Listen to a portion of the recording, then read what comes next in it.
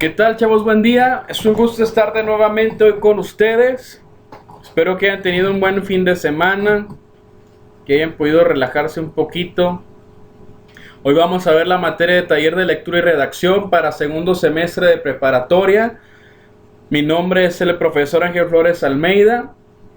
Y ya saben que, como es costumbre, antes de entrar al tema vamos a ver una pequeña reflexión para ver lo que es el tema del día de hoy. Bueno, dice así: sabiendo que la prueba de vuestra fe produce paciencia. Es algo muy corto, pero creo que también es algo muy profundo. La prueba de vuestra fe produce paciencia. ¿Dónde es realmente cuando se produce esta paciencia? Muchos pensamos, o bueno, creo que donde se produce esta paciencia es cuando a veces podemos pasar malos momentos, dificultades, problemas, a veces en medio de la tristeza, a veces en medio de dudas o temores. Debemos de saber que Dios pues está con nosotros y que todo va a pasar. El chiste es esto, o sea, no desistir, o sea, no desmayar. Dios está haciendo que crezca la paciencia en nosotros, aún en estas situaciones, aún en estos problemas, aún en esos tiempos de contingencia. Esa paciencia está siendo formada en nuestras vidas. Hay muchos que dicen que la paciencia es la capacidad de esperar, pero creo que no es así, sino que es la forma como nos comportamos mientras esperamos. Mientras esperamos a que Dios cambie las cosas, mientras esperamos que suceda una situación diferente, mientras esperamos a ver lo que nosotros queremos, es la forma en cómo reaccionamos, es la forma en cómo nosotros nos comportamos en medio de una situación. Entonces la paciencia no es algo que se hace así de un día para otro, por decirlo así, o sea, no es algo mágico que aparece así, sino que es un fruto, o sea, que se va formando, tiene un proceso, tiene un desarrollo y tiene una perfección. Entonces, en ese caminar estamos y Dios quiere que eso también crezca en nosotros, que sepamos esperar aún en estos tiempos, que tal vez nos podamos ver desesperados, no sé, desanimados, no sé la situación en la que estemos pasando, pero aún dentro de estas situaciones Dios sigue trabajando en nuestras vidas, así es que no hay que desistir y pronto vamos a ver el fruto de esa paciencia en nuestras vidas. Entonces, para comenzar el tema del día de hoy, vamos a hacer una pequeña oración y darle gracias a Dios por un día más. Padre, en el nombre de Jesús, hoy nos acercamos a ti. Te damos gracias por esta pequeña enseñanza, por esta pequeña reflexión. Sigue trabajando en nuestras vidas, sigue produciendo esa paciencia que se desarrolle en nuestras vidas, que ese proceso lo podamos aceptar, se pueda desarrollar y se pueda perfeccionar sobre cada uno, Señor, de nosotros, de los que recibimos esta materia. Danos tu gracia, danos tu entendimiento para aprender un día más. En el nombre de Jesús te lo pedimos y que esa paz esté sobre nuestras vidas. Gracias, Señor, por este día. Amén. Bueno, ahora sí vamos a ver lo que es el tema y se refiere a la caricatura política. Dice que es un retrato que exagera o distorsiona la apariencia física de una persona o varias. En ocasiones es un estrato de la sociedad reconocible para crear un parecido fácilmente identificable y generalmente humorístico. ¿De qué se trata? Pues se basa en recoger los rasgos más marcados de una persona, labios, cejas, etc., exagerarlos o simplificarlos para causar comicidad o para representar un defecto moral o a través de la deformación de los rasgos. O sea, para representar un defecto moral, para resaltar cierta característica de una persona, un personaje, una situación. Para eso se utiliza la caricatura política y para hablar varios temas de los cuales si los escribiéramos tal vez nos aburriríamos, pero al ver una caricatura a veces podemos darnos cuenta de lo que se trata. A veces una imagen puede hablar más que 1000 palabras. Entonces, la caricatura es muy importante. Bueno, ¿dónde nace la caricatura política? Nace en Francia, tras las ilustraciones de temas controvertidos y de personajes como Napoleón III, Luis Felipe, que ponían en tela de juicio su credibilidad ante la opinión pública. Dice que la caricatura política desde entonces es un sistema de lucha dirigido contra personajes de la vida pública con el ánimo de ridiculizarlos para resaltar sus errores. Dice, históricamente ha sido un instrumento de crítica mordaz, utilizando a veces con sutileza, muchas otras con agresividad poca temperada por el humor. O sea, ¿qué es lo que ya sabemos que nace en Francia? A través de personajes famosos, y normalmente, como su nombre lo dice, política trata obviamente más temas política, no necesariamente, también tiene temas sociales de importancia o de relevancia, pero normalmente, pues como su nombre lo dice, va a ser referente a temas políticos en campañas de presidentes, senadores, gobernadores, situaciones que dijeron que no se cumplieron. Entonces la caricatura es un medio muy importante para representar aquello que a veces no podemos decir, lo que quisiéramos decir todas las personas, y a través de una caricatura, pues los caricaturistas se animan a poder expresar esos temas controvertidos, de esos que nadie quiere hablar.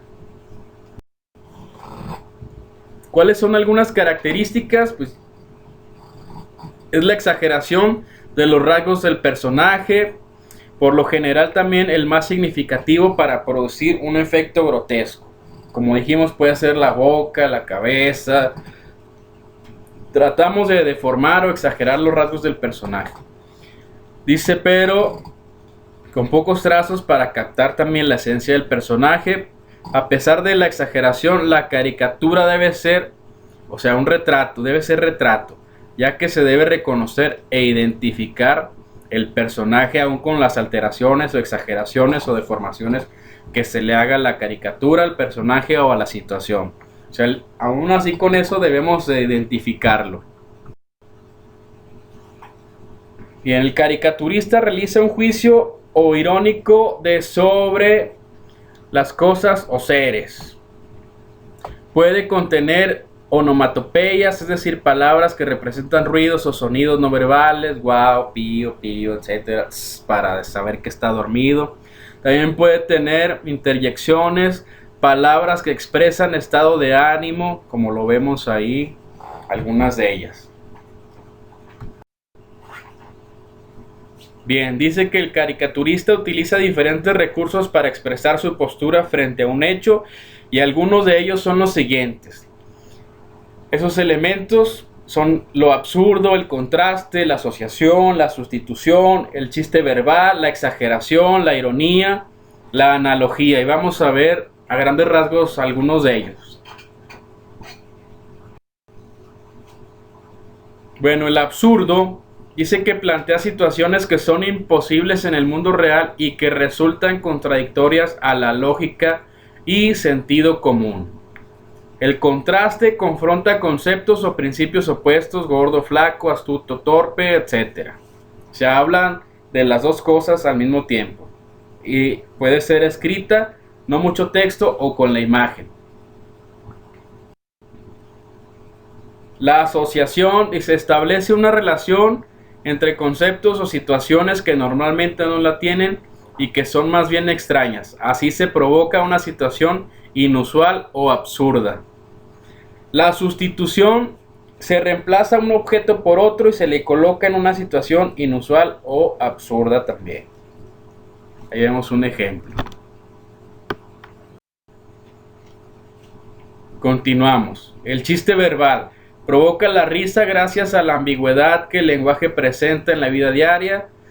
El otro punto es la exageración, se basa en la deformación, como ya lo mencionamos anteriormente, o desproporción de los personajes. Exagero simplifica una cualidad sobresaliente de una persona o situación. Vemos por ejemplo ahí un ejemplo pues de un chiste. Dice, Soy un político honrado, lo que pasa es que nunca he podido demostrarlo. O sea, vemos pues son chistes irónicos también, y de eso trata la caricatura política. También vemos que dice que utiliza la ironía, que es una burla disimulada. En ella se dice lo contrario de lo que se expresa. La analogía también, dice, plantea la semejanza que hay entre dos objetos o situaciones y el lector la interpreta de acuerdo a su cultura o el grado de información que posea de qué, pues del tema, que posea del tema, o vemos hasta dónde podemos profundizar también con lo que podemos observar. Eso ya depende de cada uno de nosotros, de la experiencia que tengamos, de la información que tengamos, de los datos que nosotros tenemos, de una cierta noticia, de un cierto tema, pues es como lo vamos a interpretar. Y este es un ejemplo, dice, mi papá se convirtió en un conocido traficante. Vemos la imagen, vemos el otro texto, dice, invierte todo su tiempo y esfuerzo en el tráfico de la ciudad. Ahí vemos cómo es una analogía que está utilizando ahí el caricaturista. Y así como esas, pues hay muchos ejemplos. Bueno, ¿qué mensajes representan las caricaturas políticas? Dice que son dos: los explícitos, que es un mensaje que es directo, claro, no tiene nada entre líneas.